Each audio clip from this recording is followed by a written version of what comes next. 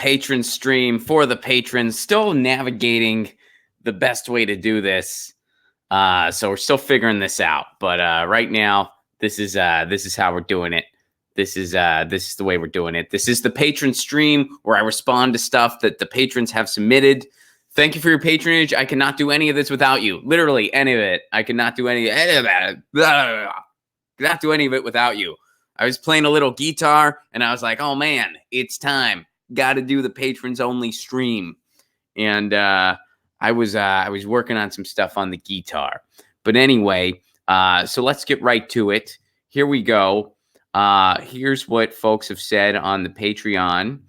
Let's see here. So first comment is from Dominic. Dominic says, any thoughts why the House Education and Labor Committee is going easy on Betsy DeVos?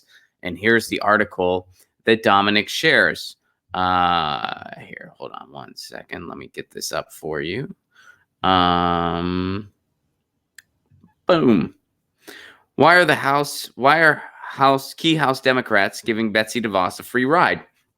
Education Secretary Betsy DeVos testified before the House Education and Labor Committee 5 months ago. She sat down, cleared her throat, and proceeded to dodge basic yes or no questions about everything from transgender rights to literacy programs to arming teachers for several hours. Through her evasiveness and the many issues Democrats wanted to bring up, there was barely any discussion of the trillion-dollar student loan crisis. DeVos avoided questions about student loans in April. It's now the end of September. Democrats have controlled the House of Representatives for 9 months, almost as long as the standard school year. That one hearing in April is the only time they've brought DeVos before the committee. They haven't issued subpoenas for testimony or documents from her team, let alone sued when stonewalled by Trump. This is not the position which a party whose next presidential nominee might run on canceling student loan debt wants to be in. Well, to answer your question, Dominic, I think that they're not. The reason they're going easy on Betsy DeVos is because a lot of them are complicit with her views in a lot of it. A lot of the Democrats are totally cool with charter schools. Cory Booker, just one of them, first one off the top of my head, but I'm sure most of them are. I'm pretty sure Kamala Harris is okay with charter schools as well. A lot of the Democrats do not plan on doing anything about student loan debt. Bernie plans on doing something about student loan debt. Bernie plans on canceling student loan debt. Elizabeth Warren says she's going to do something about it. Not as much as Bernie's going to do, but she's going to do something about it. Everything Elizabeth Warren says, you have to take with such a grain of salt that you would overdose on sodium. So most of the Democrats plan on doing nothing about student loan debt. Bernie, by the way, is technically not a Democrat. They always remind you of that. So really, I guess you could say none of the Democrats plan on doing anything about student loan debt. Technically, because Bernie, not a Democrat. Derpity derp derp derp derp. So that's why they're going easy on her. They can't. I mean, it's tough for them if they want to try to hold her accountable. Meanwhile, they're not really all that different from her. They probably don't want to arm the teachers. They're probably not that ridiculous. They're probably not going to throw that kind of verbiage out there. They're going to say nice things about gun control when the cameras are on, when it's convenient, but good luck seeing any type of policy. Same with most of the issues affecting our schools. You know, they're going to talk about education, but they're not going to, suggest any funding goes towards it. They're not going to resist any defense bill where enormous amounts of money go towards defense and nothing else. So, of course, they're going to go easy on her. So I think that's why, because most of them are complicit with the same stuff she is totally complicit with. They're just not as out in the open about it. But really, it's like, which Democrats are outspoken about charter schools? Pretty much none of them. On including Bernie. Which Democrats are actually going to do something about student loan debt? Bernie's the only nominee. Which Democrats are, really addressing the education crisis in this country? Pretty much none of them. I mean, Amy Klobuchar, when she was asked by a college student, are you going to do anything about student loan debt? She pretty much said no. She very diplomatically, politely, avoided saying straight up no. And then when she was pressed again, she said no. when he was like, would you do the student? He was like, would you do something about student loan debt? Would you cancel student loan debt? Or would you support? I think the actual question was, would you support tuition-free college? Which, by the way, that's another thing. Most of the Democrats are not for. Bernie's for it. Bernie has a plan for it. Elizabeth Warren will say she has a plan for it. So yeah, I mean, when most of the Democrats are in Congress are complicit with her, why would they hold her feet to the fire on things? And not all Democrats in Congress are. A lot of them are, in opposition to her. A lot of them stand for, things that she's not for. Some of the Democrats in Congress do stand for tuition-free college. They do stand for eliminating student loan debt. When I was talking earlier about most are complicit, I was referring to the nominees for president. And that was more in response to the article where there was that line of, this isn't a good look for someone who's your nominee might be looking to cancel student loan debt. Well, they're really hoping that that person's not the nominee. The person who's looking for tuition-free college and canceling student loan debt, they're doing everything they can to make sure that person, Bernie Sanders, is not the nominee. So that means the Democratic establishment is really complicit with all the same things Betsy DeVos is complicit in. They just talk nicer. So that's my thought on that. Dominic Morrow, thank you very much for sharing that article. Next thing we have here is from Chris Walker.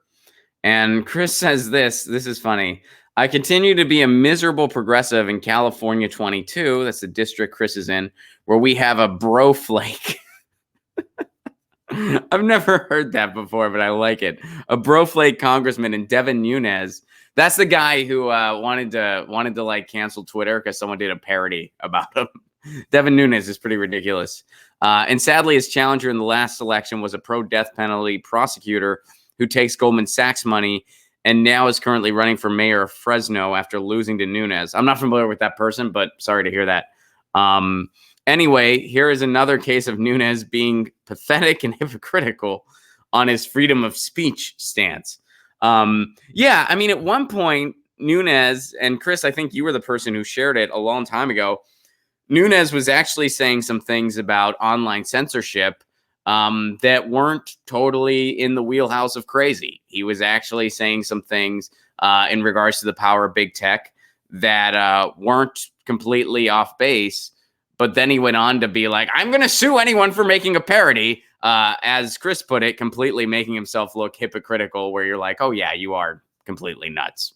There was that blind squirrel found a nut scenario where it's like, oh, that actually isn't totally horrible what he's saying. That's actually making, and then he's just like, I'm going to sue everyone. That like, okay, yeah, you're not good on this issue at all. All right, we cleared that up. So, but let's look at this particular thing because Chris shares an article as well. So let's take a look at it. Happy Friday, by the way. I'm wearing a Cure t-shirt. I would play Friday I'm in Love on the guitar, but I can't because of copyrights. This. All right. So Nunes, oh wait, let me show you guys the article first. Nunes files a $75 million lawsuit over Esquire story about secret Iowa diary. This guy just loves suing the press. Like, that's just what this guy does. When does he get any work done? He's just suing parody accounts on Twitter, suing the press. All right, let's see what he's suing Esquire about. All right, so Devin Nunes has filed a $75 million lawsuit against Esquire magazine and political reporter Ryan Liza, claiming a September 2018 article detailing the family's diary operation in Iowa was trying to damage his reputation. Nunes filed the complaint against Liza, now Politico's chief Washington correspondent and a CNN contributor, and Hearst magazines over the article entitled Devin Nunes' Family Farm is Hiding a Politically Explosive Secret. The story details how Nunes' family sold their California farmland in 2006 and secretly moved its dairy operation to Sibley, Iowa. In the lawsuit, Nunes claims the article's characterization of it being a politically explosive secret was defamatory. Okay, so he's not denying that the story itself is true. No, I'm not familiar with this story. I'm not familiar with this topic. Based on Devin, it's Devin, right? Yeah, Devin Nunes' past behavior. My knee-jerk reaction is that this is probably completely ridiculous based on his past behavior of trying to sue parody accounts on Twitter but I'm not familiar with this article in question here. But it sounds like he's saying that the story itself is not untrue. He has a problem with the headline of it being a politically explosive secret. Okay. So here's what the lawsuit says. The Liza hit piece was knowingly and intentionally flawed. Liza came to Sibley with a preconceived storyline. He fabricated a secret where none existed. Where none existed. Okay. So they're saying it's character assassination.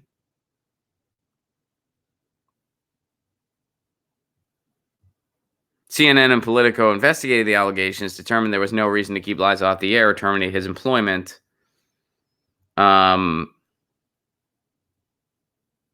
Interesting. So it sounds like they're not denying that the story itself is true. They're saying that calling it a politically explosive secret is what they have a problem with. I'm not a lawyer, but I feel like you're going to have a hard time proving defamation with that as your leading, you're kind of leading prosecution.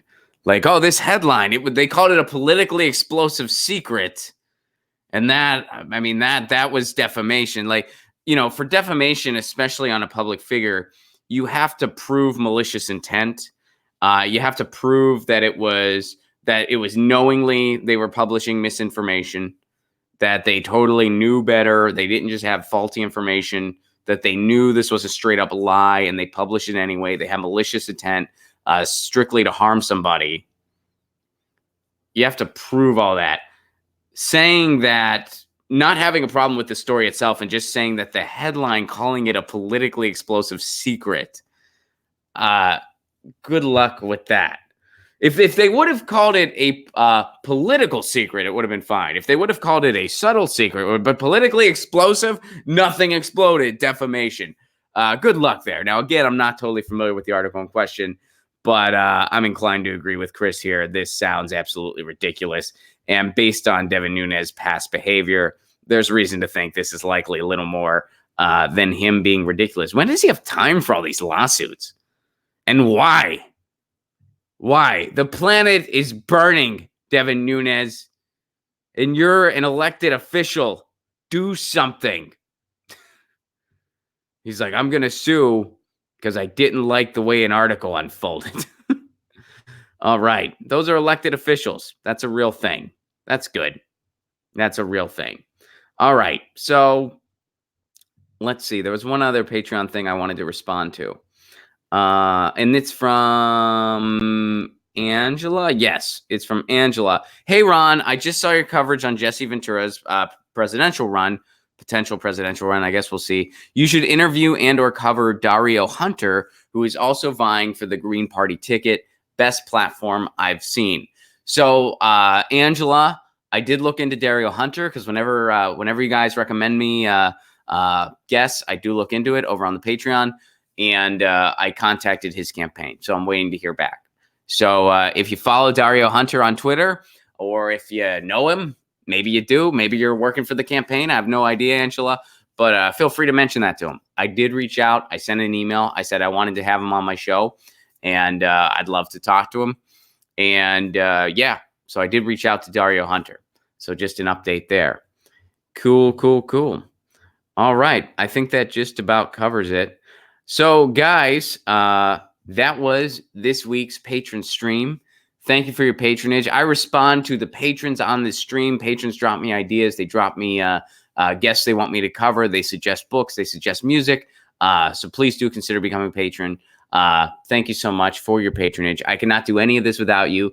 Get Your News On with Ron would not exist without you. This replay, of course, will be available for patrons only. And thank you so much for being part of this. Have an amazing weekend. You know the drill. Lucy says meow. I say peace. Peace.